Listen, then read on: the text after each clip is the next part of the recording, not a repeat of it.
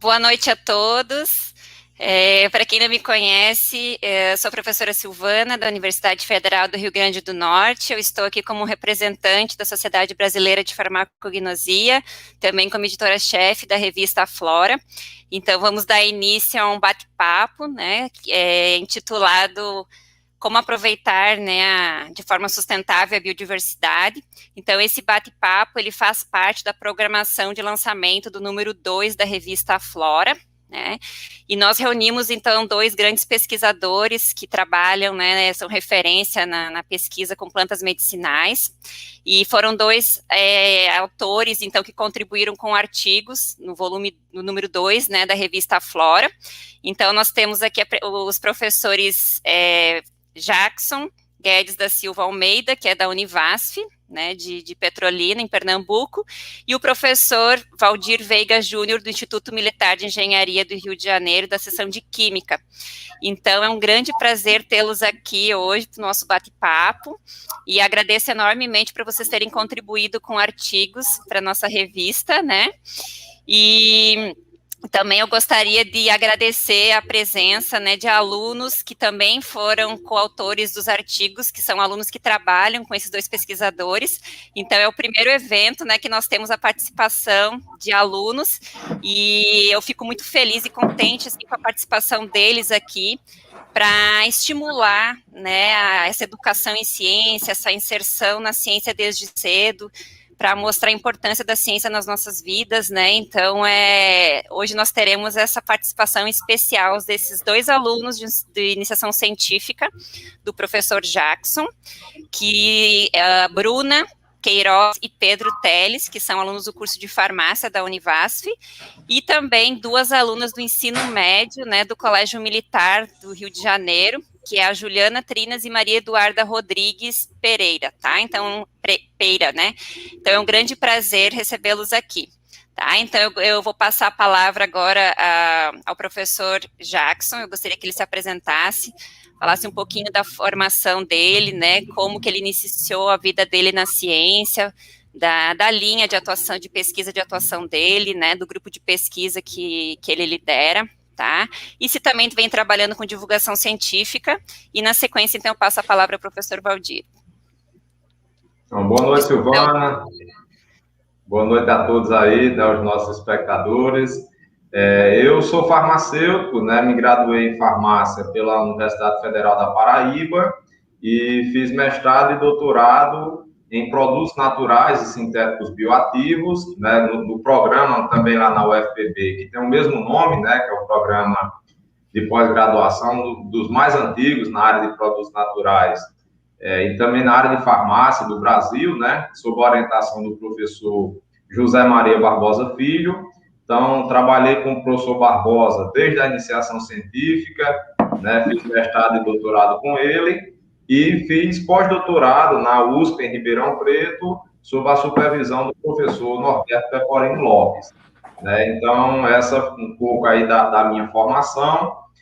Sou professor aqui na Universidade Federal do Vale do São Francisco desde 2004, né? Entrei como professor do curso de medicina e depois nós abrimos o curso de farmácia, né? Abrimos a pós-graduação, o mestrado em recursos naturais do semiárido, que hoje é o programa de pós-graduação em biociências, né? E aí a gente vem trabalhando um pouco na área de fitoquímica e na área de farmacologia, né, de plantas medicinais da região aqui do semiárido, do bioma Caatinga e principalmente aqui da região do Vale do São Francisco, que é onde a universidade vem atuando. E aí tá os meus alunos aí, né, o Pedro e a Bruna, né, que podem se vem apresentar, isso. Bom, meu nome é Pedro Teles, eu sou atualmente graduando de farmácia pela Univasf. Eu também sou técnico em Química, formado pelo Instituto Federal do campus de Petrolina, e eu sou aluno de iniciação científica há 1 ano, do professor Jackson, e posso dizer que é uma das melhores experiências da minha vida. Bruna?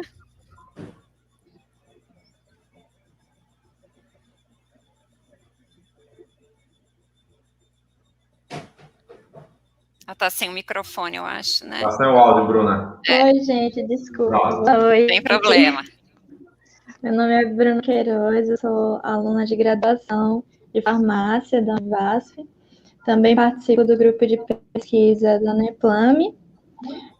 Como aluna de iniciação científica, entrei esse ano e é uma honra estar dentro desse grupo.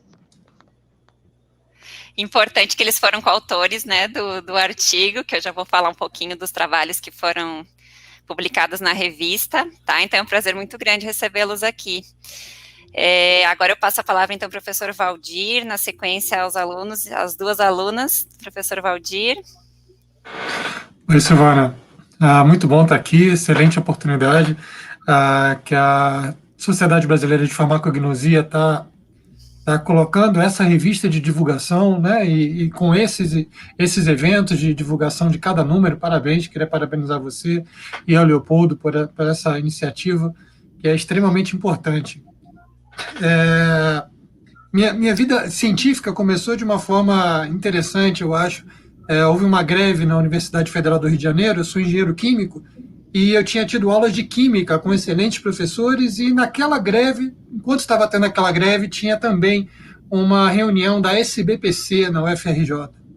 E eu ia muito pouco lá para as aulas, quase não tinha aula, né? Quase todos os professores parados, e eu via, né, jovens passando com os banners e comentando da apresentação, e aí eu procurei descobrir o que era aquilo, né? O que era aquele monte de gente com seus cartazes e animados que vão fazer uma apresentação do seu trabalho, e eu fui procurar os professores que eu tinha acabado de fazer a disciplina de Química, e eram professores da área de Química de Produtos Naturais.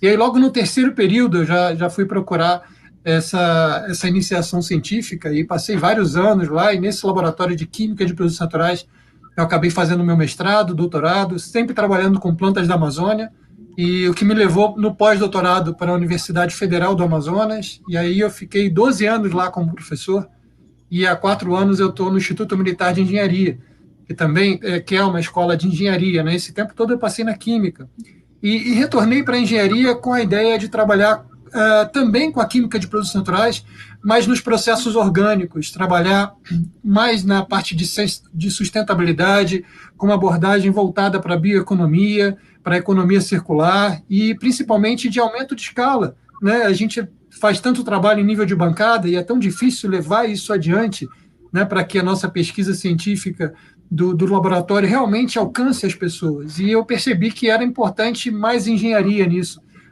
mais processos orgânicos. E aí retornei para uma escola de engenharia para desenvolver processos orgânicos.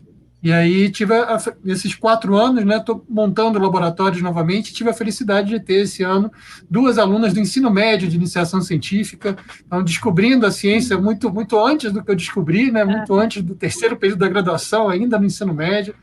Eu queria que elas se apresentassem, Maria Eduarda e Juliana. Então, meu nome é Juliana, eu tenho 17 anos, estou no terceiro ano do ensino médio e comecei a fazer iniciação científica no meu primeiro ano do ensino médio, em 2019, num projeto de hidrotalcitas. Aí depois eu mudei para o projeto de Química Verde, que é o projeto do professor Valdir. Basicamente foi isso. Então, comecei no primeiro ano, estou no terceiro, está sendo uma experiência muito incrível. Boa noite, meu nome é Maria Eduarda, eu tenho 15 anos e eu estudo no Colégio Militar do Rio de Janeiro. E eu comecei a iniciação científica ano passado, quando eu estava no 9º ano, e tem sido uma honra estudar com o professor Valdir e estar aqui e nesse projeto. Obrigada, Valdir, Jacques, obrigada, meninas, pela apresentação. Tá cheio de comentários lá no YouTube, parabenizando vocês duas, os outros alunos também. Então, parabéns, eu acho que é isso que a gente espera, né? Vê-las aqui tão novinhas, falando, participando, né, de um bate-papo, né, nacional da Sociedade Brasileira de Farmacognosia. Então, muito obrigada, tá? Nós não temos como manter os 6 participantes em tela, né? Então, conforme nós formos conversando, os alunos participam também. Então, por que esses 2 professores, né? Fazer um bate-papo com eles, porque professor Valdir foi responsável pelo artigo de capa do número 2 da revista Flora, intitulado Sustentabilidade e a Produção de Bioativos, como aproveitar a biodiversidade brasileira. E o professor Jackson também foi responsável pelo artigo da seção Qual é a Planta, né? Ele escreveu sobre o maracujá da caatinga, que é a Passiflora cincinata, da família Passiflorácea, que é uma planta nossa, né? Uma planta brasileira. Então, por isso, reuni esses dois professores hoje aqui, né? O professor Jackson também trabalha com várias plantas nossas, como ele mesmo mencionou. Então, reuni esses dois pesquisadores para falar um pouquinho sobre esse aproveitamento da nossa biodiversidade e de forma sustentável, né? Bom, então, eu queria começar, né, pegando alguns trechinhos que foram mencionados nos artigos, né, desses dois professores, tá? Começando pela riqueza da nossa biodiversidade brasileira, né? O professor Valdir, junto com os colaboradores, mencionaram que a questão de que é possível a gente desenvolver fitoterápicos a partir da nossa flora e da nossa biodiversidade, apesar das legislações complexas, né? Levar a nossa biodiversidade para o balcão da farmácia, né? E, inclusive, ele menciona no artigo alguns exemplos que nós temos de sucesso no mercado com plantas nossas brasileiras que se tornaram, que nós temos produtos hoje disponíveis no mercado, tá? Então, em relação a esses problemas que impedem de nós termos mais produtos desenvolvidos com plantas nossas brasileiras, né? Quais vocês podem elencar que os principais problemas que impedem, então, a gente ter um número maior de fitoterápicos com plantas nossas, sendo que a grande maioria hoje, nós sabemos, os fitoterápicos que nós temos registrados na Anvisa não são com plantas nativas, né, ou plantas que foram, plantas nossas que nós temos cultivos dela aqui no Brasil, tá? Então, fiquem bem à vontade, quem quiser começar. Professor Valdir, fica à vontade aí. Muito bom estar aqui com o Jackson, um grande colega de vários anos. Eu acho que por muito tempo a gente teve uma insegurança jurídica muito grande. Hoje nós temos legislações mais claras, isso facilita bastante. Mas, para mim, especificamente, eu acho muito complexo, assim, não sendo da área de direito, né, não sendo profissional que entende as leis, saber exatamente o que precisa ser feito. Eu acho que é muito importante, eu acho que esse é um dos entraves, que a universidade esteja mais próxima das empresas, que você desenvolva os produtos, inclusive que as patentes sejam já em colaboração com as empresas.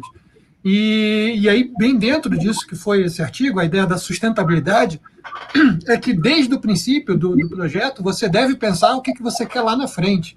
Isso vai direcionar qual a parte da planta você usa, que tipo de planta, se é uma planta rara ou não, qual solvente você emprega, se é um solvente tóxico, se é raro. Então, muito das dificuldades que a gente tem é porque, às vezes, tem que refazer boa parte do trabalho para que ele se adeque àquele produto desejado. E eu acho que essa ideia mais moderna de sustentabilidade passa muito pelo repensar os processos. E repensar no sentido de você já planejar o que você quer lá na frente quando você começa a realizar o trabalho. Então, mesmo uma prospecção fitoquímica, não realizar, por exemplo, com solventes em grandes quantidades, não realizar com solventes tóxicos, realizar de uma forma mais sustentável possível. E sempre pensando, né, qual seria o foco, qual seria o produto, tentar se aproximar das necessidades que as empresas teriam e com isso já pensar, se eu for fazer o depósito de uma patente, se eu for fazer o registro desse medicamento, se eu for caminhar para um aproveitamento econômico, fazer isso junto já com uma empresa em potencial para realmente desenvolver aquele produto e não você só ficar ali no laboratório e pensando qual seria a empresa. Então, acho que isso é importante que isso seja feito logo no início do projeto, pensar sempre no foco lá no final, o que você deseja no final. Acho que essa é uma característica importante desse novo modelo de sustentabilidade aplicado à nossa área de química de produtos naturais. Silvana, você tocou numa palavra aí muito importante, né, que é a legislação. Né? Para todo canto que a gente vai, tem uma legislação que regulamenta aquele processo. Né? Enquanto a gente é pesquisador e trabalha na universidade, né, fazendo ali a pesquisa, visando uma publicação, né, aprovar um projeto no edital, a gente procura entender muitas regras do CNPq, da CAPES, da FINEP, das nossas fundações estaduais de amparo à pesquisa. Só que aí, de um tempo para cá, né, a gente tem muitos pesquisadores, né, alguns colegas que eu tenho conversado, inclusive eu também vi essa necessidade, né, do ano passado para cá, da gente dar um passo a mais, né? A gente ouve tanto o pessoal falando, o Brasil a gente publica muito, tem muitas patentes, né, mas cadê os produtos? Né? Se a gente pegar os resumos que a gente tem aí nos congressos, os artigos científicos, né, a gente, quando vai transformar todo esse conhecimento que a gente produz na universidade em produto, né, na prateleira da farmácia ou do supermercado, realmente a gente ainda tem muito pouco, né? E aí tem os entraves da legislação, né? A gente que trabalha nessa área de plantas medicinais, né, por exemplo, tem legislação que regula lá as boas práticas de cultivo, né, boas práticas de produção, né, boas práticas de fabricação. Aí a gente vai procurar fazer uma parceria com a empresa, né? No âmbito das universidades, a gente tem as procuradorias jurídicas, né, o núcleo de inovação tecnológica, então tudo tem o entrave da legislação, né? Então a gente precisa conhecer, precisa se aprofundar nesse estudo, né? As empresas têm contratado profissionais justamente para isso, para poder se debruçar sobre a legislação, né? Porque não dá para fazer desenvolvimento, não dá para fazer controle de qualidade, né? Pesquisa, legislação, não dá para uma pessoa só dominar tudo. Embora na universidade a gente faz isso, né? A gente é pesquisador, é professor, né? Tem que entender um pouco do direito.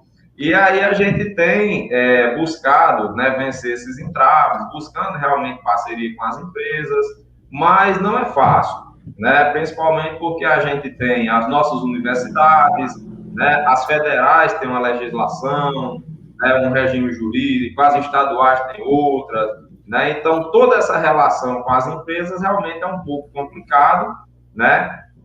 Tem a própria dificuldade, né, que a gente tem mantido contato com algumas empresas. O pessoal, porque às vezes não vale a pena investir em medicamentos, né? A gente prefere investir, por exemplo, em suplementos alimentares, registrar como suplemento, investir na área de cosméticos, né, que muitas empresas têm se voltado para essa área, né? Então a gente realmente tem que entender quais são as exigências da nossa legislação para poder, em parceria com a empresa, entender as dificuldades, né? Entender o que é que eles precisam e o que é que a universidade pode contribuir para desenvolver esses medicamentos, né? Para que a gente possa obter sucesso, a universidade não vai conseguir fazer nada sozinha, né? A parte básica, a parte da pesquisa básica, isso a gente faz com maestria, né? Temos excelentes pesquisadores, pesquisadores de referência aí internacional, está aqui né, o professor Valdir, que é uma pessoa que eu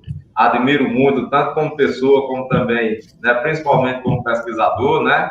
Já li muito artigo dele, com certeza muitos estudantes, né, já leram, já citaram os trabalhos do professor Valdir, né? Então a gente tem que buscar essa parceria com essas empresas e tentar vencer esses obstáculos para ter mais produtos, né, provenientes da nossa biodiversidade.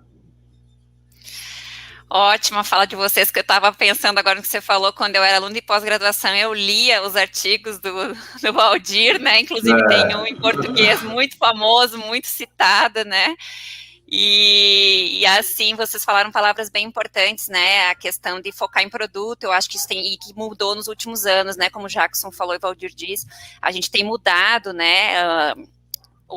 Na hora que nós vamos planejar os nossos projetos, né, na verdade, porque nós temos que produzir conhecimento científico, né, mas anos atrás a gente no produto, a gente pensava na publicação, né, de acordo com o nosso sistema brasileiro de pós-graduação, e porque nós temos que gerar conhecimento, mas hoje em dia a gente vê uma mudança nisso, né, então quando a gente vai submeter um projeto para uma agência de fomento, né, ou mesmo os projetos nós somos alunos de pós-graduação, a gente pensa realmente na viabilidade de gerar um produto, né, então isso é muito importante, vem mudando muito isso, tá?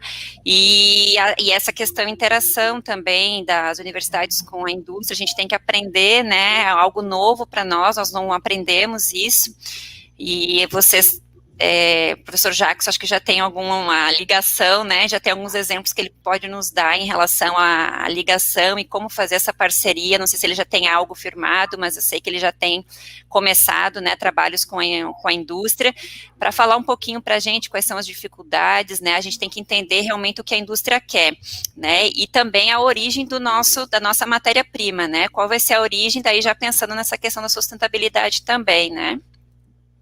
Isso, nós temos buscado uma parceria com algumas empresas, né? Estamos começando, construindo um acordo de cooperação, já está em análise aqui na nossa procuradoria, né? Com uma empresa que produz extratos no Paraná, e a gente tem procurado conversar, né? Inclusive a minha aluna aí, Bruna, né? Quem está trabalhando aí nesse projeto, né? Que a gente vai iniciar, né? Logo, a gente espera que já esteja tudo regulamentado, mas a gente tem algumas dificuldades. Por exemplo, a matéria-prima, né? A gente vai trabalhar com uma árvore, vai trabalhar com uma planta de pequeno porte, né? Se for uma árvore, quanto tempo essa árvore leva para crescer, né? Para a gente poder extrair a casca lá que vai ser utilizada, utilizar as folhas, né? Existem produtores cadastrados que possam fornecer essa matéria-prima? Como é que está a cadeia produtiva em relação àquela planta? Né? Qual é a quantidade que a gente vai precisar para poder fazer o estudo inicial do produto? Vai ser 10 quilos, 20 quilos, 100 quilos do pó da planta? Né? Então, imagina você fazer um trabalho com 100 quilos, quantas árvores a gente não teria que derrubar? Né? Então, entra justamente na questão da sustentabilidade. Né? Então, a gente tem que envolver outros atores. Por exemplo, aqui na nossa região, a gente tem a Embrapa Semiárido, né? Que futuramente a gente espera obter sucesso nessas parcerias. E aí, buscar pesquisadores da Embrapa para nos ajudar com sistemas de produção dessas plantas. Aqui a gente tem outra universidade, né? A UNEP, que tem um curso de agronomia. Né? Aqui na própria Univasf tem um curso de engenharia agrícola, um curso de agronomia, né, que o pessoal também pode contribuir com esse cultivo, né, visando a sustentabilidade, porque não dá para extrair, né, de maneira predatória e a espécie entrar logo na lista de espécies ameaçadas de extinção. Né? Então, tem todas essas coisas que a gente tem que pensar. Né? A gente tem visto aqui, por exemplo, eu tenho participado de algumas reuniões visando justamente o desenvolvimento dessa cadeia produtiva, de plantas medicinais da caatinga, né, visando a produção de fitoterápicos. E aí, quando a gente vai ver produtores, cooperativas, né, o pessoal que está organizado, muita coisa voltada para a área de alimentos. Né? A gente tem aqui cooperativas de pessoal que trabalha com o umbuzeiro, né, o umbu, que é a esponja tuberosa, a passiflora cincinata, né, que é o maracujá do mato, que a gente vem trabalhando. Muito também voltado para a área de alimentos. Né? Então, produção de cerveja artesanal, produção de doce, de geleia, né? Mas quando a gente vai ver produção de cosméticos, produção de medicamentos fitoterápicos, a gente ainda não tem essa tradição, principalmente aqui na região Nordeste, né? E aqui no bioma Caatinga, né? Onde a gente está atuando especificamente.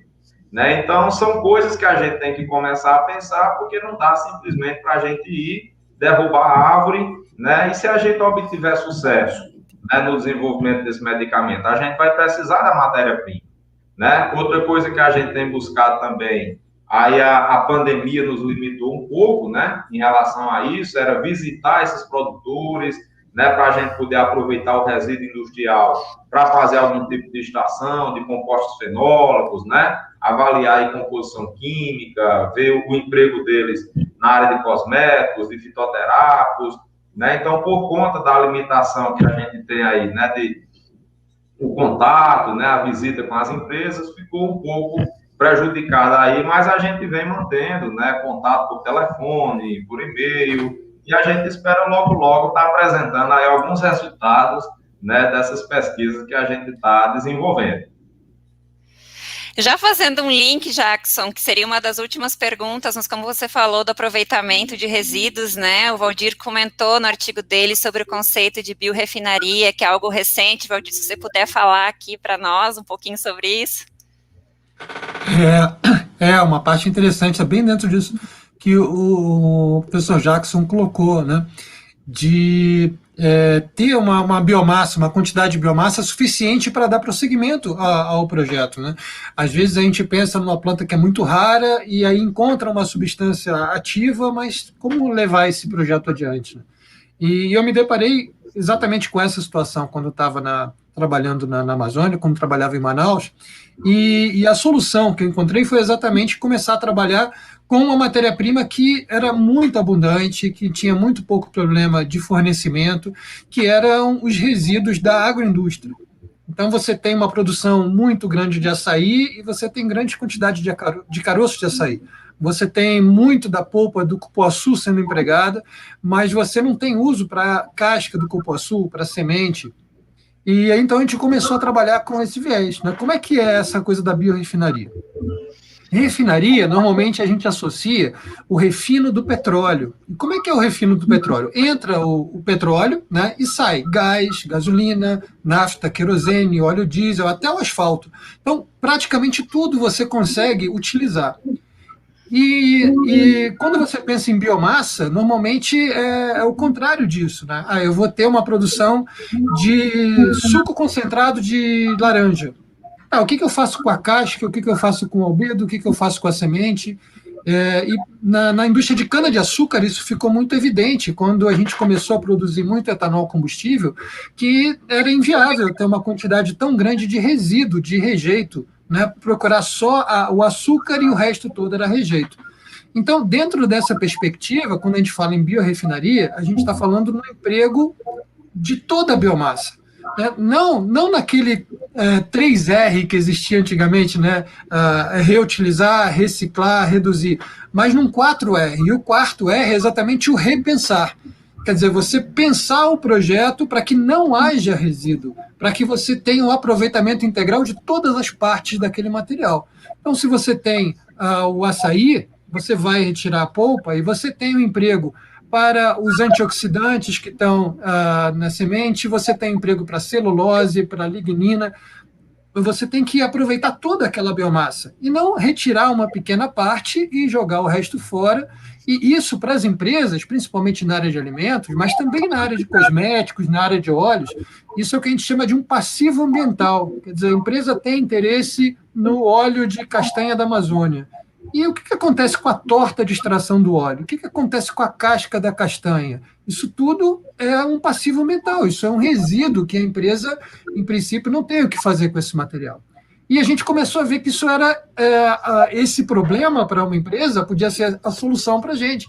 Porque, ao invés de eu me preocupar com o fornecimento daquela matéria-prima, para eu dar continuidade ao estudo fitoquímico, eu tinha toneladas e toneladas de resíduos agroflorestais, de resíduos da nossa agroindústria, de resíduos da indústria de cosméticos, de alimentos, que eu poderia buscar um uso sustentável para esse material. Isso seria bom para aquela empresa que já tem um produto e seria bom para outros produtos que fossem sendo desenvolvidos, uma vez que você não teria nenhum problema de escassez de matéria-prima. Pelo contrário, né? Você está estimulando outros produtos, você está fortalecendo a cadeia produtiva, está estabelecendo uma cadeia de valor também que sustenta melhor a população das comunidades, das cooperativas. Então, foi exatamente esse foco que a gente deu para conseguir resolver esse problema da escassez de matéria-prima quando a gente pensa no trabalho com fitoquímica, com a química de produtos naturais. Conseguir alcançar um aumento de escala por meio de um material que está bastante disponível. Isso você faz também, como o professor Jackson colocou, é muito importante a aproximação com a indústria. Porque na universidade, na indústria, você fala línguas diferentes, né? Então, na universidade, você fala, o aluno vai entrar para o doutorado e depois de 4 anos ele vai ter um livrinho ali e alguns artigos. E a empresa está pensando, eu vou investir daqui a 6 meses, o que eu vou ter? Então, os nossos projetos na academia, eles têm que ser direcionados para ter respostas de curto, médio e longo prazo, Para você poder conversar com a empresa, é importante que você fale a língua deles. E essa aproximação é muito importante para que a gente consiga conversar, para consiga entender os interesses, entender as necessidades desse novo parceiro, onde a gente quer fazer a colaboração, que é levar o produto adiante, que é conseguir caminhar para chegar no mercado, né, realmente tendo a matéria-prima aumentando de valor, né, tendo valor agregado melhor e gerando para a população, né, o retorno da pesquisa na universidade pública, que é chegar no fármaco, né, chegar no produto cosmético, no suplemento nutricional, mas que chegue lá na ponta da cadeia, que a população, a sociedade possa usufruir dessa pesquisa da universidade. Excelente, né, Valdir? Então, fazer só mais um comentário aqui, Silvana. Outra coisa, né, que eu lembrei agora, é muito importante, numa região como a nossa aqui, né, como a gente está aqui na Caatinga, que chove pouco, chove de maneira irregular, né, a outra coisa importante é a planta, né, por exemplo, a gente tem plantas que a gente só vai ver lá no mês de dezembro, no mês de janeiro, quando começa a chover. Né? Acabou o mês de janeiro, acabou a safra, não tem mais, a gente não vê mais fruto, não vê mais folhas daquela planta, né? Vem a época de seca de novo, aqui na Caatinga as folhas caem, né? E aí é o ambiente que a gente já conhece, né? Então, como a gente pensar em produzir medicamentos, né, em produzir cosméticos com essas plantas, se a gente vai ter a produção durante 2, 3 meses do ano, né? A gente precisa produzir a planta durante todo o ano, né? Fazer o controle dos marcadores, dos princípios ativos, né? Então, é complexo, não é tão simples assim, né? Então, por isso é uma grande dificuldade, né? É um desafio. Né? Então, por isso que tem que ter agrônomos, né? Tem que ter químicos, farmacêuticos, né? Uma equipe multidisciplinar para poder trabalhar no desenvolvimento de toda essa cadeia aí, né? Assim, essa questão do cultivo em si é uma grande dificuldade que nós temos aqui no Brasil, né? São poucas empresas também. Nós temos uma falta grande de produção de insumo nacional, né? O Valdir, inclusive, comenta exemplos de algumas empresas. Nós temos a Centroflora, que é um grande exemplo, né? Que implantou esses cultivos aqui no Brasil e que com padronização de marcadores, enfim, mas é realmente um gargalo muito grande que nós temos no país, né? E essa questão de aproveitar como um todo aquilo que nós estamos trabalhando, a partir daquele produto gerar um cosmético, da outra parte um alimento, quem sabe da outra parte um medicamento, né? É o que nós temos que pensar agora para o futuro, né? E tentar tudo relacionado aí. Valdir fala também da questão de conceitos de conservação, né, Valdir, e preservação no teu artigo, se você puder diferenciar aqui para nós e mostrar o que nós queremos com as nossas pesquisas, né, se é preservação, conservação. Você fala também do manejo, né, do florestal sustentável, também destaca que é algo novo. Queria que você falasse um pouquinho, assim, como que você vê isso, né, na cadeia produtiva de um fitoterápico, aplicação. Essas partes são muito importantes, né? Porque quando a gente fala em preservar, em conservar, às vezes as pessoas confundem. A gente não quer manter, por exemplo, a floresta amazônica intacta, né? Existe uma grande população que vive ali, uma população que conhece aquele bioma, que depende daquele bioma. A gente quer manter a floresta, e a melhor forma para manter a floresta é manter essa população que compreende aquele bioma. É fazer com que essa população tenha uma forma de sustento baseada na floresta. Então, manter a floresta em pé com aquela população ali. E não cercar tudo, manter aquilo intocado, mas sim desenvolver produtos, desenvolver a região. E existem várias iniciativas nesse sentido, várias iniciativas de você aproveitar melhor, com mais eficiência, principalmente os frutos da região. Esses dias eu vi uma iniciativa de uma balsa fábrica de açaí, então vai passando pelos rios e coletando o açaí e já faz a extração e já congela, e aí para aquelas regiões que não conseguem um transporte eficiente, você tem que ter essas alternativas que utilizam os rios, que utilizam a realidade da região. Eu acho que um ponto muito, muito crítico, assim, E por isso, assim, eu dou muito valor ao trabalho do Jackson. Acho que é muito importante você estar ali no bioma, você estar trabalhando com aquela planta da região, porque muitas vezes vem soluções de fora, né? Vem pessoas com soluções mágicas para desenvolver a sua região, e não, isso é muito comum na Amazônia, e não conhece a região, não conhece as características, e não conhece que a população já tem o domínio daquela informação, né, já tem aquele conhecimento. É importante a gente respeitar aquela população e ir de encontro ao que aquela população precisa. Isso foi uma coisa que eu coloquei bastante também no artigo, né, que não há mais espaço para sustentar um desenvolvimento. Quer dizer, a gente tem que estar envolvido. A gente não dá para ter esse modelo de soluções que vem de fora. Isso não funciona. A gente tem que estar envolvido com a população, como o Jackson colocou. Ele sabe que aquele fruto só vai aparecer em determinadas épocas. Não adianta eu chegar lá e falar, esse fruto aqui é a solução. E ele conhece a região, ele sabe das características.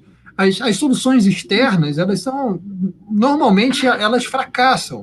É muito difícil elas se manterem.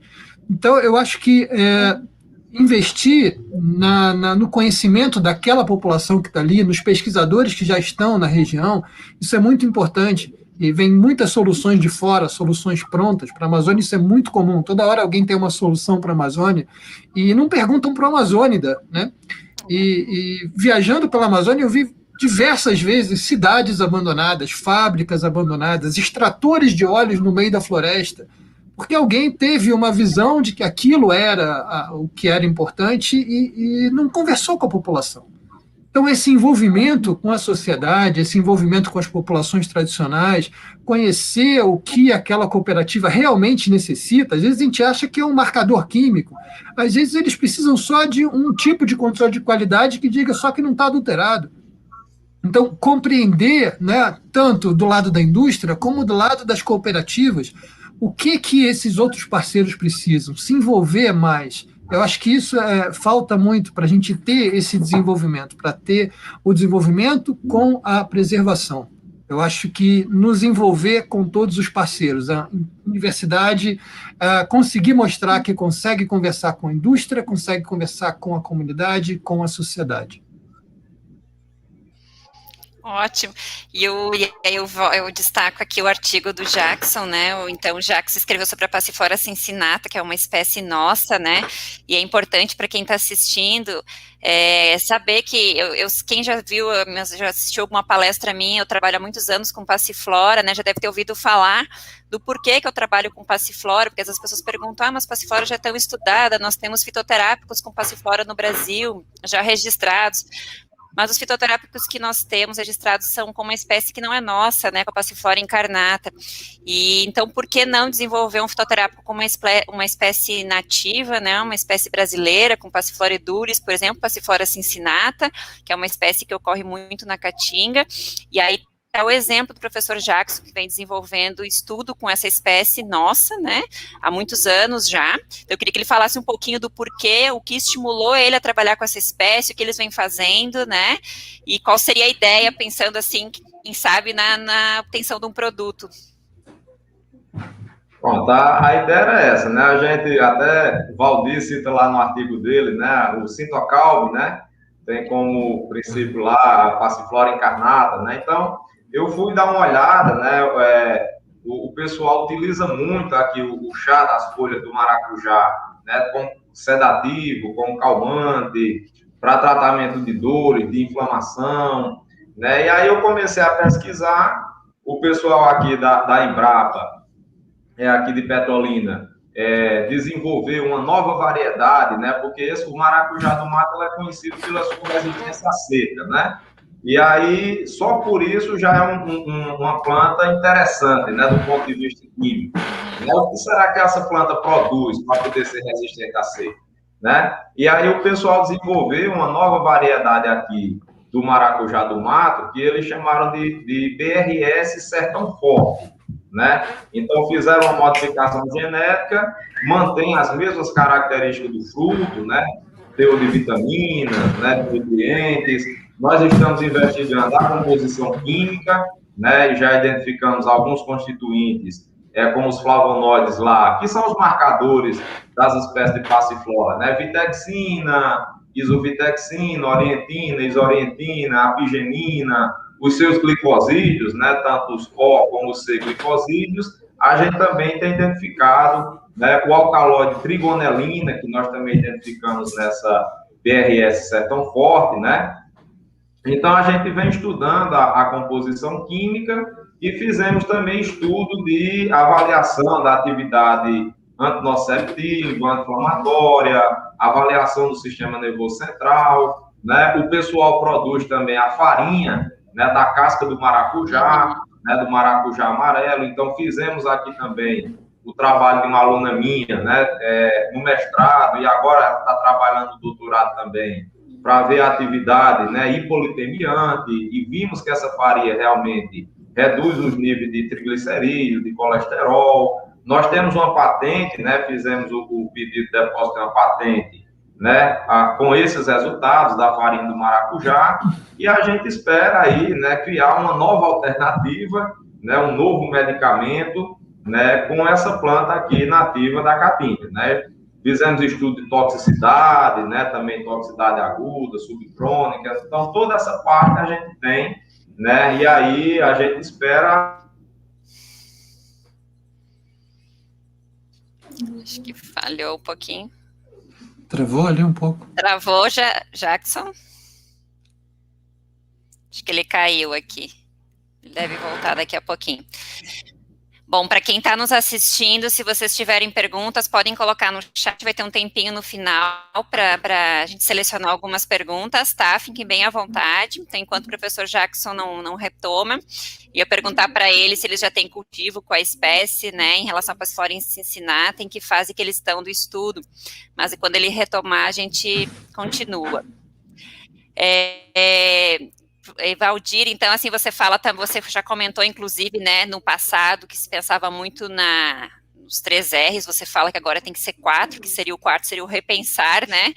Então, como que você vê essa questão de como que a gente tem que planejar, na verdade, um projeto hoje, né, quando a gente, com tudo que está sendo discutido, né, com esse novo foco, assim, como que você pode orientar nesse sentido, tá? Pensando que o foco não pode mais ser limitado na reciclagem, redução e reuso, somente nesses 3 R's. Eu acho que tem muitas iniciativas interessantes que a gente pode ter.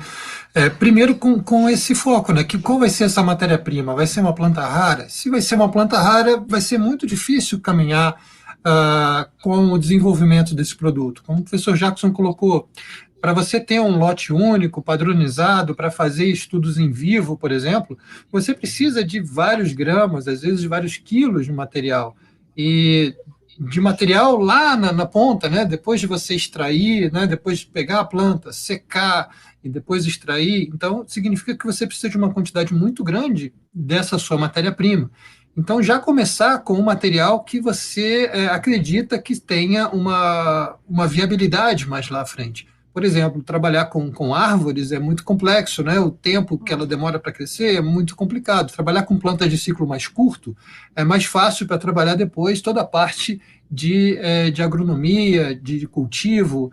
Então, ter esse foco desde o princípio, né? Eu vou fazer minhas extrações todas com clorofórmio. Será que isso vai ser viável, né? Um solvente tão tóxico? Por que não fazer com etanol, que é menos tóxico, que é mais barato e que é mais fácil de manusear? Então, planejar desde a matéria-prima, o solvente, o fracionamento, né? Se você puder fazer fracionamentos em partições, é muito melhor do que fazer em colunas cromatográficas, que é muito difícil, é muito caro aumentar a escala de um fracionamento cromatográfico. Mas se você faz partições, é muito mais viável. Então, planejar toda a sua escalada fitoquímica, desde a seleção da planta, a seleção de qual extrato você vai preparar, com qual solvente, como vai ser o fracionamento, se é necessário um isolamento. Então, hoje a gente já sabe que, na imensa maioria das vezes, você não precisa isolar, né? Você precisa, muitas vezes, caracterizar uma fração ou um extrato ativo. E várias dessas substâncias, por exemplo, que o professor Jackson citou, você consegue comprar de várias empresas. Então, você não precisa, talvez, isolar todos os constituintes da planta, se você tem uma técnica cromatografia líquida, por exemplo, de ultra resolução, que te permite detectar aquelas substâncias, quantificar aquelas substâncias de um extrato ativo. Então, isso é outro paradigma que eu acho que a gente tem que repensar, né? O paradigma do alopático. Né? Será que o trabalho com fitoterápicos ele tem que migrar para isolar uma substância? Ou a gente não pode ter extratos ativos que são bem caracterizados, né? Que os limites de atividade são bem definidos? Então, aí você já não precisa ter essas estratégias eternas de isolamento, né? Começar com vários quilos e terminar com alguns miligramas. E isso é muito difícil de você aumentar a escala para chegar no mercado. Mas se você já tem, e também se você já tem essas substâncias isoladas de outras fontes, disponíveis no mercado, então por que retirar dali? Então, eu acho que um trabalho melhor planejado, eu acho que é muito importante a gente buscar uma eficiência maior nesse sentido. O professor Jackson estava dando... Oi. Não, pode falar, pode concluir. Ele estava dando vários exemplos também, que eu acho que é uma dificuldade, né? Que é um trabalho hercúleo do pesquisador no Brasil. Você vê que ele falou várias atividades e boa parte dessas atividades biológicas ele vai fazer com parceiros. Então, o pesquisador brasileiro ele tem que procurar muitas parcerias, muitos colaboradores para conseguir caminhar. E aí, quando ele caminha, beleza, agora vamos repetir isso tudo em vivo, agora vamos ver a parte de formulação, e agora, então, a toxicidade. E ele provavelmente não domina todas essas etapas, né? Então, é muito difícil ter que fazer desde o extrato até a toxicologia e pensar no ensaio clínico. Então, eu acho que isso voltando àquela sua primeira pergunta, isso eu acho que é um dos principais impeditivos. Eu acho que a gente deveria ter pessoas trabalhando com os marcadores, com as validações, outros só com as formulações, e especialistas em ensaios clínicos, né, que são também muito caros. Então, eu acho que essa é uma das grandes dificuldades, a gente ter que fazer de uma ponta a outra da cadeia, inclusive, né, compreender toda a legislação. Eu acho que se cada pesquisador tiver a sua especialidade, eu acho que a chance da gente ter um projeto caminhando é muito maior. Há alguns anos teve uma evolução grande na ideia de multidisciplinaridade. Eu acho que as pessoas entenderam errado, não é para você fazer tudo. É para você conhecer um pouco de tudo, para poder conversar com os parceiros, para poder conversar com o farmacólogo, para explicar para ele como é que ele vai solubilizar aquele extrato que você deu para ele. Então, conseguir conversar, se envolver, colaborar, eu acho que essa é a ideia. E não você fazer tudo, você, né, ficar ali tentando milhões de parcerias para fazer o projeto caminhar. Eu acho que falta essa organização, falta a gente definir especialidades, colocar essas pessoas para conversar, e aí eu acho que a gente tem uma chance de ter mais fitoterápicos e atender melhor a população, atender a sociedade, que eu acho que é isso que ela espera dessa pesquisa nas universidades públicas, alcançar realmente a sociedade. Eu acho que a gente trabalha muito na formação de recursos humanos de excelente qualidade, mas a gente não consegue levar os produtos para a prateleira. Eu acho que isso é um ponto que a gente ainda tem que trabalhar. Exatamente, né? Você tocou num ponto, essa questão do isolamento. Quem trabalhou com isolamento por técnicas clássicas, né, sabe a dificuldade que é trabalhar com isolamento. Às vezes a gente, anos atrás, chegava em quantidades que às vezes não era suficiente nem para identificação daquele pozinho que foi obtido, né? Hoje as coisas mudaram, mas enfim. É a questão de focar realmente no que você quer, qual é o produto final que você quer. Você vai trabalhar com extrato, matriz complexa, né? Então, traçar realmente as etapas e colocar os atores certos em cada etapa dessa cadeia produtiva, né? Exatamente como você falou, formar essas redes de pesquisa com especialistas que tenham conhecimento desde do cultivo até a parte clínica, né? Eu até inclusive ia conversar com o Jackson em relação a isso, o nível de evidência que ele tem com Passiflora cincinata, porque às vezes também a gente espera muito para dar o outro passo, que é chegar na parte clínica. Por que não avançar, né? A gente parece que para nos estudos não clínicos e não segue para essa outra etapa, talvez por falta de fazer a parceria, né, com as pessoas, enfim. E muitos pesquisadores esquecem também da questão da toxicidade, né? Acabam avaliando o efeito, foco na questão da eficácia e esquecem, às vezes, de avaliar a questão da segurança, que é um um problema que vai ter lá na frente, né? Por isso que é importante formar essas redes e que a gente consiga atender, e sempre de acordo com a legislação brasileira, né? Que eu acho que é algo extremamente importante que a gente não pode trabalhar hoje. A gente tem que seguir a legislação de acordo com o objetivo, né? De acordo com aquele produto que a gente espera alcançar, né? E o professor Jackson, acho que teve algum problema com a internet dele, né? A gente vai seguindo aqui, muito contente com outro ponto que foi tocado aqui no artigo do Valdir, né? Em relação aos 17 Objetivos de Desenvolvimento Sustentável que foram definidos pela ONU, né, em 2015, foram 169 metas que resultaram nesses 17 objetivos, né, que nós conhecemos bem, que tem que ser atendidos até 2030, e ele tocou, né, no quinto objetivo, que é a igualdade de gênero, né, e fez uma relação dessa questão da igualdade de gênero com as mulheres, né, então ficou interessante essa conexão que foi feita, a importância também que você fez em relação destacou essa questão da passagem de conhecimento de geração, que está mais associada, né, ao gênero feminino também, ao modo de preparo, enfim. Queria que você falasse um pouquinho em relação a isso. A gente tem várias ações no país para tentar melhorar isso, né, para fortalecer essa questão da inserção de mulheres na ciência, né. Ontem mesmo teve um evento da USP de Ribeirão Preto, né, que era Mulheres na Ciência. Foram palestras, assim, excelentes o dia inteiro, com cientistas de sucesso, assim, mostrando sua trajetória, as dificuldades que tiveram, né, e no final com prêmio para incentivar a inserção de mulheres, então, na ciência. A gente já teve editais também do CNPq, né, porque nós temos algumas áreas realmente que com poucas mulheres ainda, né, inseridas na ciência. Então, eu queria que você fosse um pouquinho sobre isso, dessa importância das mulheres no desenvolvimento, que dá, assim, pensando na distribuição do desenvolvimento de fitoterápicos, na pesquisa com plantas medicinais.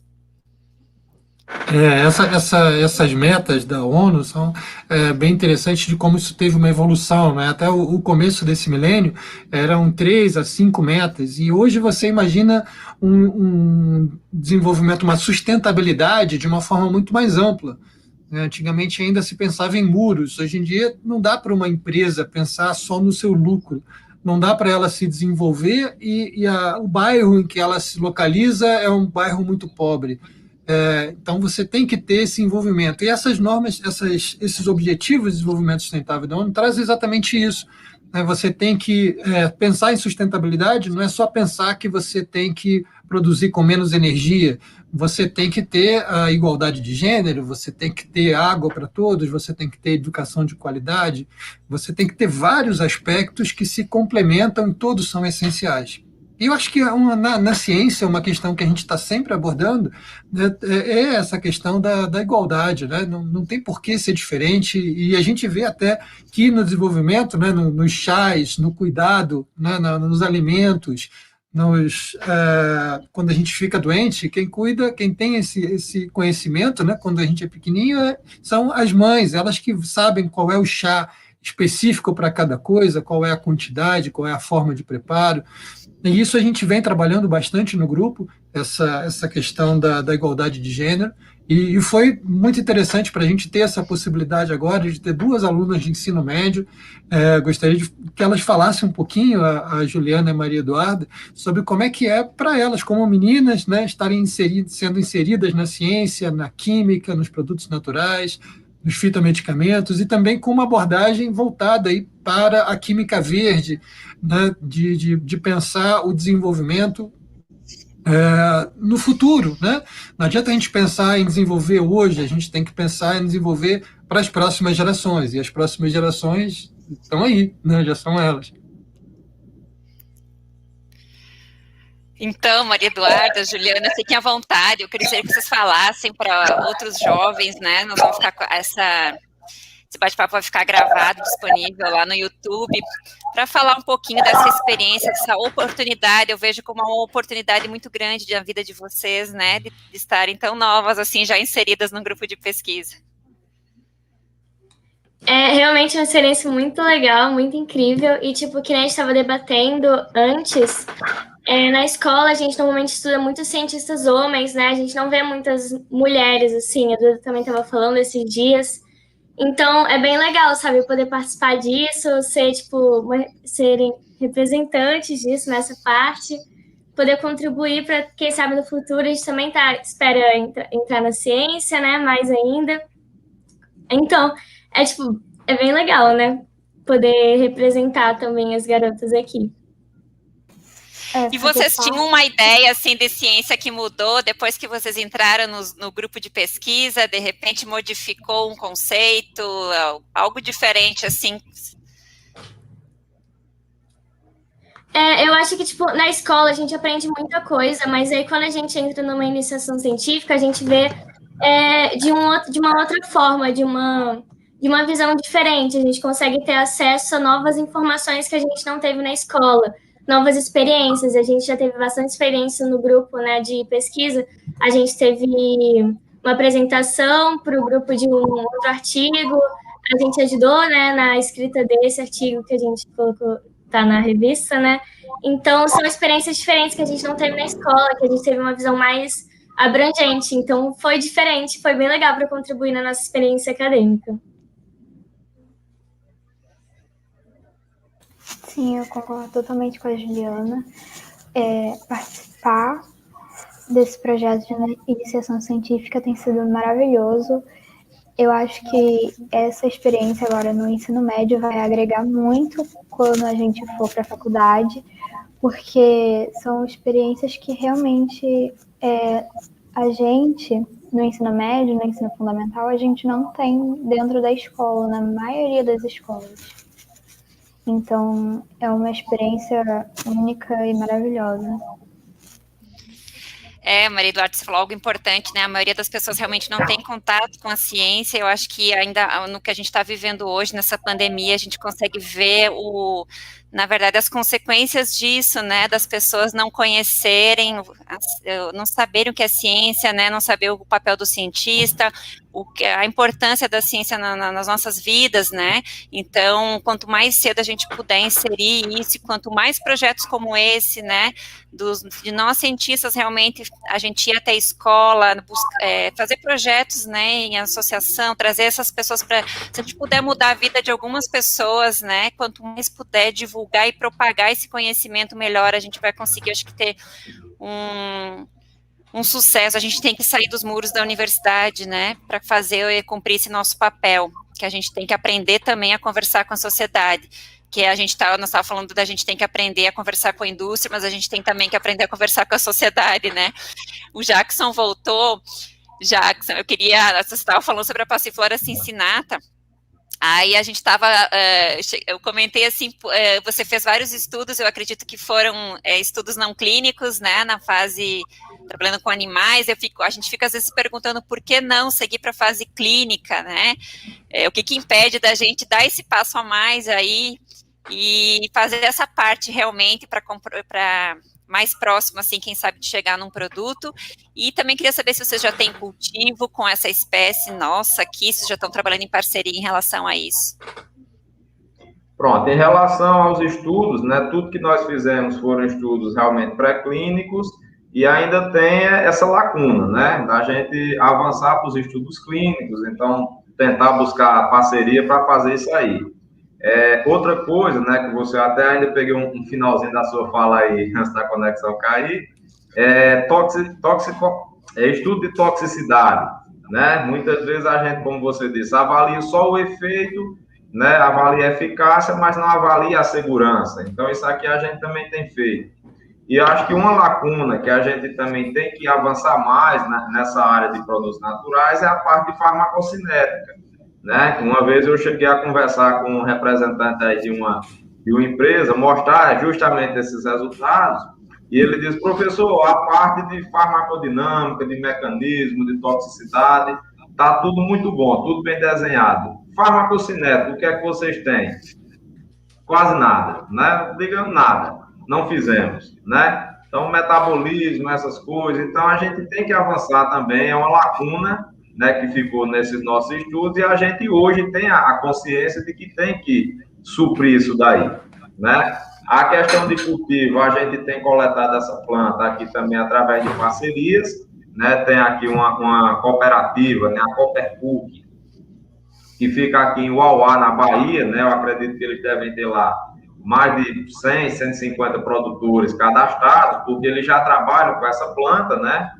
Para produção de doce, produção de geleia, né? A cerveja artesanal que eles começaram a produzir recentemente. E aí a gente tem feito alguns estudos também, coletando a planta em outras localidades, né?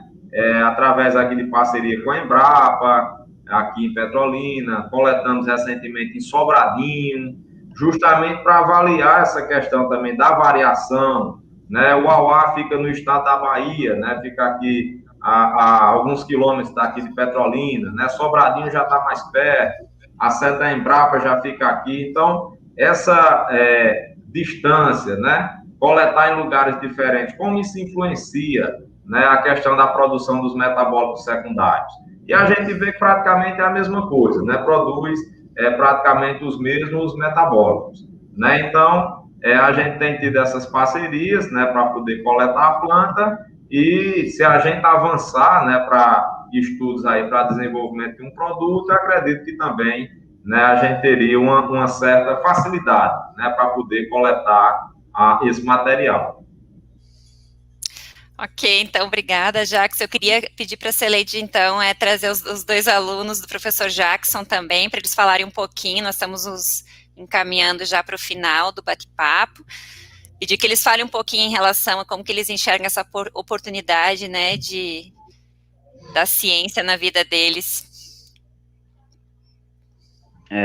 Então, eu anotei aqui um pouco de tudo, né, do que vocês falaram para poder discutir um pouco, e a importância dessa vivência de IC foi discutida durante toda essa live, né, durante tudo que vocês falaram. Por exemplo, o professor Valdir falou sobre conhecer tudo. Então, conhecer tudo seria o ideal para todo ser humano, só que, infelizmente, o conhecimento ele exige tempo e dedicação. Quando a gente tem esse incentivo de alunos a entrarem no IC, nós temos a formação de novos pequenos conhecimentos que irão se desenvolver e, com o tempo, se tornarão futuros professores, por exemplo, né, doutores, temos aí.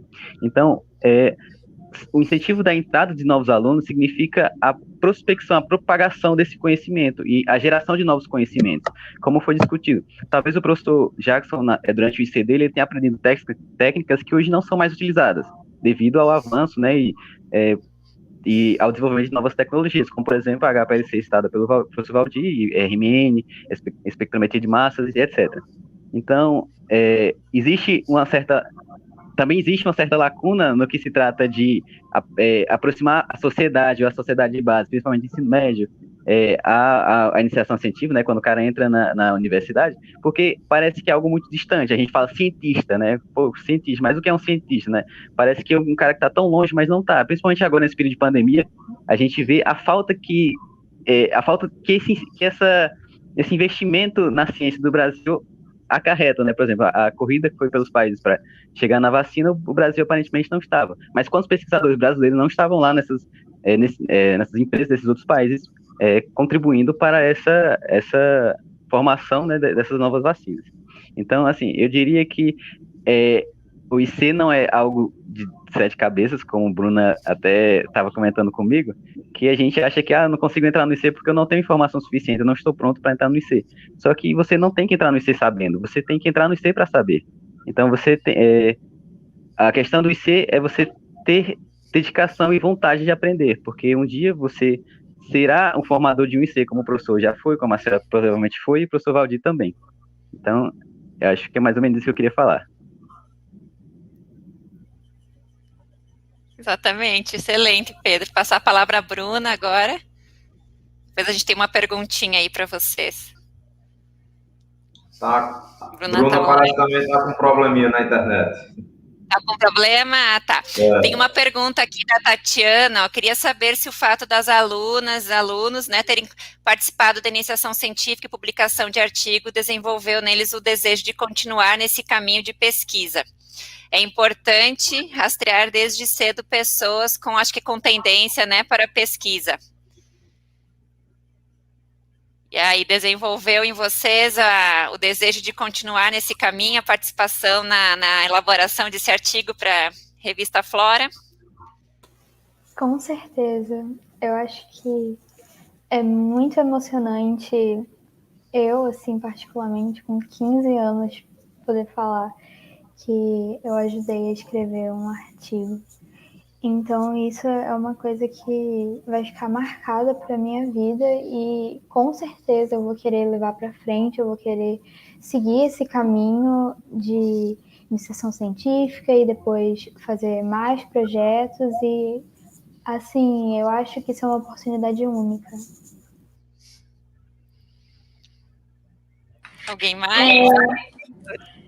Para mim também, eu concordo, tipo, com a Duda. Foi uma experiência muito incrível, tipo, com 17 anos, poder falar que participei de uma escrita de artigo científico que foi publicado é muito legal.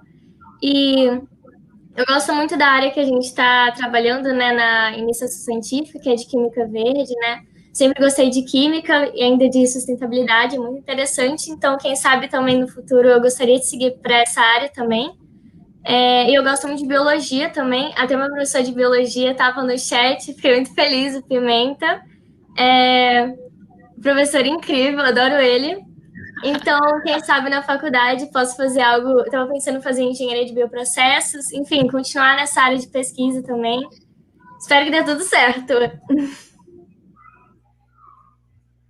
O Pedro, acredito que também pela fala dele ficou bastante estimulado, né, a continuar. São só elogios aí para vocês. Vocês estão acompanhando aí no chat. Pode falar, Pedro. Porque, assim, eu vim do Instituto Federal, né, então eu tive a oportunidade de estagiar. Eu estagiei na Univasf também, só que no Burrinho aqui, né, que é no Campo de Ciências Agrárias. E lá também estagiei no Laboratório de Bioquímica. E na época eu tinha 17 anos também, então eu iniciei, de certa forma, tive uma pequena iniciação científica durante os meus 17 anos, e justamente por isso eu já sabia para onde eu deveria ir, né. Foi justamente por isso que eu entrei na faculdade e fui procurar o professor Jackson. Bruna voltou aí, vamos ver. Tá aí a Bruna. Liga o microfone aí, Bruna. Veja aí, já está falando. Acho que tá travado, eu acho. Só lendo aqui mais um comentário do Fábio. A interdisciplinaridade é a chave para agregar conhecimentos inovadores. O brasileiro possui uma criatividade incrível e o emprego da ciência pode transformar a sociedade. Parabéns aos envolvidos. Deixa eu fazer só um comentário aqui, Silvana. Acho que Bruna está com dificuldade. Deu certo, Bruna? Não, tá travado. A imagem está congelada. Está congelada. Só destacar aqui a importância, né, desses programas de iniciação científica, né? Eu fui coordenador do PIBIC aqui durante 3 anos na universidade, aqui na Univasf. Depois fui pró-reitor de pesquisa, né, e pós-graduação durante mais 4 anos e lidei, né, diretamente com esses programas, né? Então, primeira coisa a destacar, a importância de um professor, né, de um bom professor na vida de um aluno desse. Né? Então, essas meninas aí vão ter uma experiência, né, muita coisa para contar para os colegas na escola, né? Então, aí o professor que ela disse, professor de biologia, né, que está acompanhando a live, né, certamente esse professor já vai incentivar outros alunos, né, a participar desses programas, né? O professor Valdir, com certeza, já vai ter um estímulo para poder atrair mais alunos, né, que eu acredito que deve ser dentro do PIBIC-EM, né, Valdir? Eu acredito do PIBIC do ensino médio, eu também já tive alunos do PIBIC-EM, né, que passaram no meu laboratório, e hoje, quando eu acompanho aí nas redes sociais, o pessoal já está fazendo mestrado, está fazendo doutorado, né? Na universidade aqui, na época que eu fui coordenador, teve gente que passou pelo programa, né? Ou pelo PIBIC-EM, ou pelo PIBIC, muitos já são professores, né? Então, realmente é um programa, né, que o Brasil tem, que prepara realmente esses meninos. Quando os nossos alunos vão lá para fora, né, quem passou pela iniciação científica, quando chega lá fora é um aluno diferenciado, né? Ele domina técnica, domina equipamento, domina a parte teórica, né, porque a gente prepara muito bem. Então, é um programa que tem que ser mantido, né, e até ampliado, né, ampliado, porque a gente está vivendo aí essa época terrível de corte de bolsa, de corte de recursos no CNPq, né, e no momento que a gente mais precisa de investimento, né, a gente, no lugar de melhorar esses investimentos, aqui o Brasil faz o contrário, faz cortar. Né? Então, é um programa realmente excepcional, o PIBIC. Realmente, Jackson, eu sempre, quando eu participo de bancas, de trabalho de conclusão de curso, quando é de um aluno de iniciação científica, é diferente, né, a qualidade do trabalho, e eu sempre falo isso, que ele vai ser um profissional diferenciado, até pela questão do desenvolvimento do pensamento crítico que ele teve, né, durante todo esse tempo, inserido num grupo de pesquisa. Então, a cabeça, a mente dele vai ser diferente, ele vai ter algo... não inovador, eu quis dizer aberto, né, a mente, a questão de como ele vai trabalhar lá no mercado de trabalho. Eu vou passar a palavra a vocês, então, aos professores, né, e aos alunos para finalizar, depois eu faço o fechamento, né, vocês podem, de alguma forma, estimular os jovens aí que trabalham nessa área, como eles devem pensar hoje, tá? Também, se vocês estão com propostas de divulgação científica, já que eu sei que está trabalhando, né, tem no Instagram também, o grupo vem trabalhando com divulgação científica, né, então, por favor, utilize o tempo agora para mostrar o que vocês vêm fazendo e incentivar os nossos jovens. Pronto, então deixa eu primeiro parabenizar aí o professor Leopoldo, né, pelo trabalho à frente da Sociedade Brasileira de Farmacognosia, né, parabenizar você aí pelo trabalho à frente da revista, que tenha muito sucesso, né, e agradecer pelo convite e pela oportunidade de a gente estar aqui participando, mostrando os alunos, né? Então, isso é muito importante para que outros alunos também percam medo, né, de falar em público, né, de participar desses eventos, e que a gente possa incentivar, estimular os alunos, né, a seguir na carreira científica, na pesquisa, na pós-graduação, apesar de toda a dificuldade que a gente tem hoje no Brasil, né? E aí, a camisa que eu estou vestindo aqui é justamente para divulgar o trabalho do laboratório, né? A gente tem lá uma página na internet que a gente está procurando sempre atualizar, mas o que a gente tem de mais ativo aí é o nosso perfil no Instagram, então, @neplame.univasf, né? Que a gente tira foto lá de coisa do laboratório, né? Procura falar sobre plantas, né? Quando tem algum evento desse aqui, essas lives, a gente divulga no nosso perfil, né? Então, é uma coisa realmente para a gente poder se comunicar, né? Principalmente com o pessoal mais jovem, mostrar o trabalho que a gente faz na universidade, né? Mostrar para as pessoas que tudo que a gente faz aqui é para trazer benefícios para a vida das pessoas lá na frente, né? Uma molécula que a gente isola hoje, que a gente identifica, essa molécula pode representar a cura para uma doença que ainda não tem tratamento, né? Uma molécula que a gente identifica aqui pode representar a conservação, né? A Ivaldir falou muito bem do conceito de preservação e conservação. Então, a gente tem que contribuir para a conservação, né? Manter aquela árvore, mas que a gente possa também explorar, né? E tirar o benefício que aquela planta pode nos trazer. Né, que a gente, passando essa ideia para as pessoas de que essa planta pode curar, pode tratar uma doença, né, as pessoas vão pensar aí 2 vezes, 3 vezes, 10 vezes antes de derrubar uma árvore, né, antes de desmatar uma floresta, né, porque naquela floresta a gente pode ter moléculas que podem representar a cura aí de diversas doenças, né. Então é esse trabalho que a gente procura fazer aqui, né, trazer um novo conhecimento, um novo olhar para as plantas da caatinga, né, que muitas são utilizadas, né, para a produção de madeira, produção de carvão, né, extração para lenha, né, construção de casas, né, de porta, tamborete, né, os bancos, como a gente tem aqui, e a gente procura trazer esse novo olhar, né, do estudo da química, da farmacologia, né, e do tratamento de doenças aí que pode ser empregado na área de saúde também.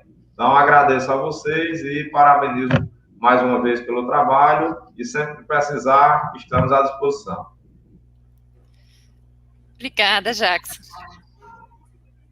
Acho que a Bruna voltou. Bruna voltou, tá aí, tá só aguardando. Bruna, então a gente estava falando sobre a importância da ciência, né, como oportunidade para a tua vida, se você puder falar, assim, dessa tua experiência, como que você vê isso, assim, em relação à tua vida, né, essa inserção na ciência. Oi, tinha caído aqui. Então, a importância da ciência a gente tem que sempre estar ativo, tentando buscar formas de acrescentar, né? Não ter um papel passivo dentro, digo, no contexto da faculdade,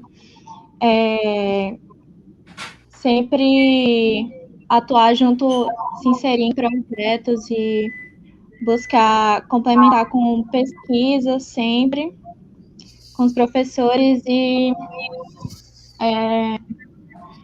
contribuir academicamente dentro do possível, né? Eu não sei, caiu aqui, eu não sei se eu vou ser redundante aqui com o que os meninos falaram, mas dentro da iniciação científica, a gente consegue sempre ter um contato maior com essa parte laboratorial e de publicação de artigos, ter contato com uma pessoa tão experiente assim, né, como o professor Jackson, é realmente muito gratificante. Obrigada, Bruna. Valdir. Oi, Silvana. Queria agradecer essa oportunidade, né, que você e o Leopoldo estão colocando para a Sociedade Brasileira de Farmacognosia, ter esse canal aberto, né, para divulgação científica, que é tão importante. São tão poucos os canais que a gente tem para conseguir conversar com a sociedade, conseguir passar o conhecimento, os trabalhos que a gente vem realizando na academia para um público mais amplo, né, e principalmente tentando trazer cada vez mais a ciência para os nossos jovens, né, no ensino, na iniciação científica no ensino médio.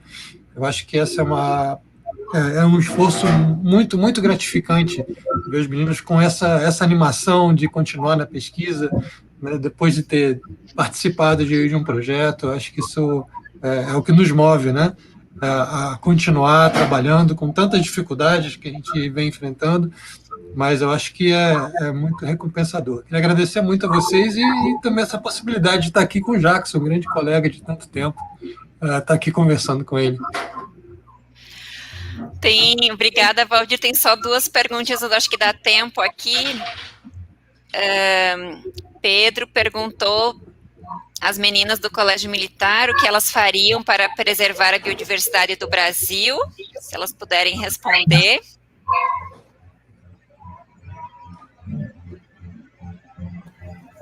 Então, é uma pergunta meio difícil de pensar agora, mas eu acho que falar mais sobre as plantas, a biodiversidade brasileira é um ponto muito importante para preservar também, porque isso vai conscientizar as pessoas do que existe dentro do Brasil e o quão importante é preservar isso, manter essa fauna e flora tão ótima que a gente tem. O Brasil tem, várias espécies endêmicas, uma biodiversidade incrível, então é, super essencial preservar, né? Eu acredito que está muito ligado às atitudes do dia a dia também, né? Não é só, muita gente pensa, no nível industrial logo, ou algo muito grande, mas também está muito ligado às nossas escolhas no dia a dia. Então, as pequenas escolhas eu acho que fazem total diferença também no futuro do Brasil. Não é só as escolhas das grandes empresas, mas, pessoas comuns. Exatamente. Tem outra pergunta aqui da Ana, né? Ela fala o que atrapalha esse uso sustentável e quais as barreiras que fazem a população não ser sustentável. Na verdade, é a própria educação, né? Acho que é o grande problema, a educação desde de criança pequena, né? Se quiserem complementar, mas eu vejo muito isso, assim, essa questão da gente, não é nem barreira, mas uma grande dificuldade, né? Alguém quer complementar essa pergunta? A gente até tinha estudado um artigo que perguntava sobre a química verde nas escolas, que foi o que a gente apresentou para o grupo de pesquisa, que teve uma pesquisa em uma escola que falava sobre química verde, perguntava para os alunos se eles conheciam, tinham conhecimento sobre isso, sobre os aspectos da sustentabilidade, e as respostas não foram assim, tão satisfatórias quanto a gente gostaria. Então, falta mais conhecimento, né, dentro das escolas, das pessoas. Então, acho que isso pode ser, sim, uma barreira, né? Como a senhora tinha falado. E o Jonas perguntou aqui, após a iniciação científica, qual o próximo passo? Então, a iniciação científica, eu acho que vai acabar com o colégio, né? Eu estou no último ano, triste, vou sentir falta do colégio agora que está acabando, mas depois da faculdade, né, decidir o que tem que fazer da vida, e quem sabe começar uma IC na faculdade também, e aí depois, só Deus sabe, vamos continuando a vida e depois vamos ver onde vai dar. Sim, eu tenho a mesma opinião que a Juliana, mas eu espero que eu continue fazendo projetos de IC nesses próximos 2 anos que eu tenho ainda de colégio, então, e depois na faculdade também continue caminhando para um mestrado, um doutorado, e continuar nessa vida que mal começou de pesquisa. E a Bruna e o Pedro também têm interesse em continuar?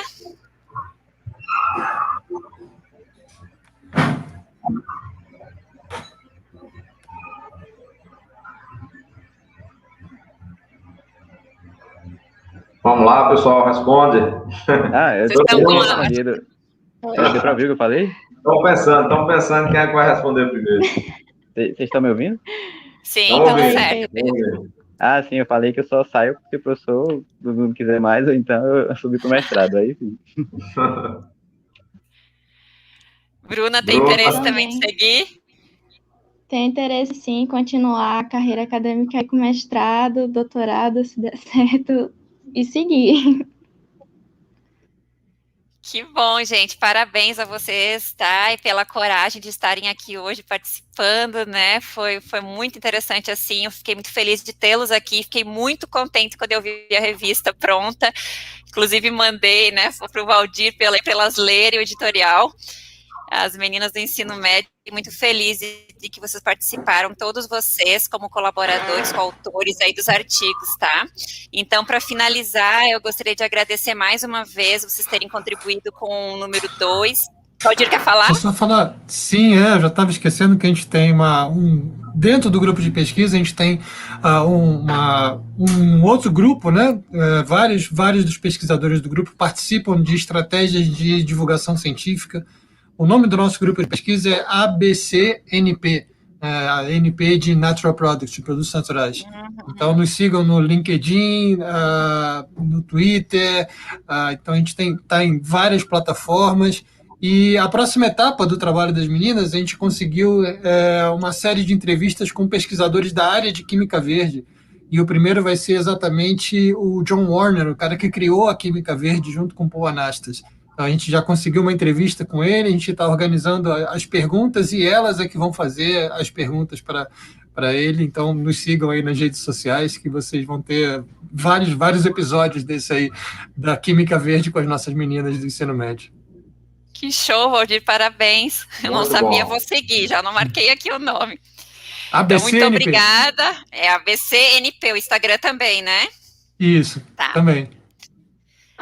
Então, muito obrigada a vocês por terem contribuído com a revista, por terem se disponibilizado a participar hoje desse bate-papo, né? Agradeço vocês, aos alunos, e eu não tenho como deixar de falar, então, do professor Leopoldo, que está aqui presente, que eu estava comentando aqui no chat, né? O presidente da Sociedade Brasileira de Farmacognosia, e também ao Douglas, né? Então, Leopoldo, junto comigo, com o Douglas, a gente tem conseguido, né, dar sequência aí a revista Flora, Então, ela surgiu, né, durante a pandemia, essa ideia, né, a gente abraçou essa ideia, a gente vai tentar cada vez mais agregar mais pessoas, mas ela é uma revista diferenciada, divulgação científica, com uma linguagem fácil, acessível, né, então essa é a nossa proposta, de tentar fortalecer a área de farmacognosia, tentar contribuir com o ensino de farmacognosia também, né, e assim, o volume 1 foi lindo, o segundo também a gente fica muito feliz quando a gente vê o resultado, assim, a gente tem recebido